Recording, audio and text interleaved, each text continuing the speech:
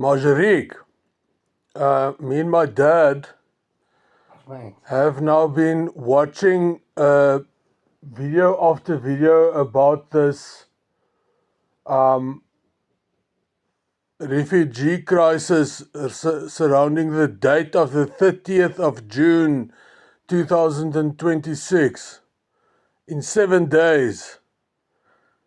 Have you heard about it? The local South African blacks, the xenophobic types, have said that all the refugees must be out of South Africa by the 30th of June.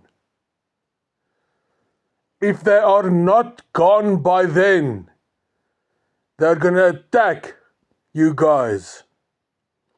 Are you aware of this? This threat that they've made?